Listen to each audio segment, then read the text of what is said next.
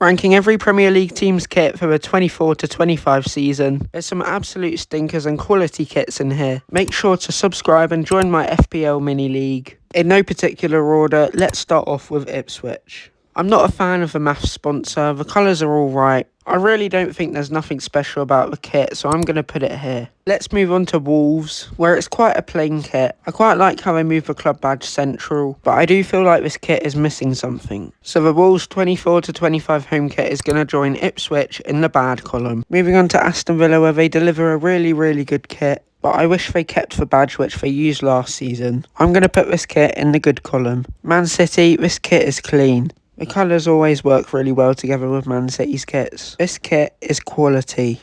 Brighton. They always play it quite safe with their kits and they're always the same. The blue and white always works. For me, this kit belongs in the bad section. Moving on to West Ham, where it's really hard to see the badge on this kit. They've tried something different, but it doesn't work. This kit goes in the last column. AFC Bournemouth, I think it's a really boring kit and it looks like it's been really cheaply made. This one goes in the last column as well. Spurs, their kits are always the same, but I do like what they've done with the sleeves. This one goes in the good section. On to Chelsea, where I can sort of see what they tried to do with a modern sort of glowing pattern. But the red outline isn't necessary. I don't like this. I'm going to put it in the bad section. Nottingham Forest, you could argue the kits are always the same, but the white does look clean with the red and I like the pattern in the background of the kit. This one belongs in the quality section. Newcastle, and I just have to say this kit looks absolutely fresh. This one's going in the quality section as well. Manchester United, I find this kit hard to dislike. The only thing that I could criticise is the sponsor takes up quite a lot of room,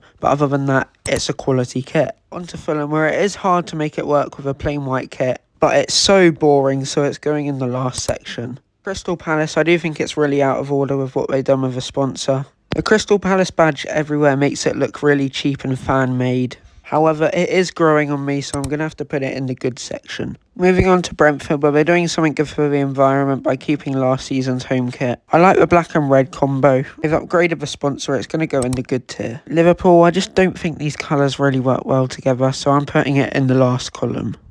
Arsenal, I think it's a bit of a downgrade from last season's kit, but it's not too bad, so I'm going to put it in the good column. Southampton, and I think they've done really well constructing this kit. I think it looks really good and I'm going to put it in the quality column. Leicester City, what is that sponsor? I don't really like the colours, it's going in the bad column. Ending the video on a good note where it's Everton, I think this kit is quality. I really like the background design. This is only going in one tier and that's to the very top.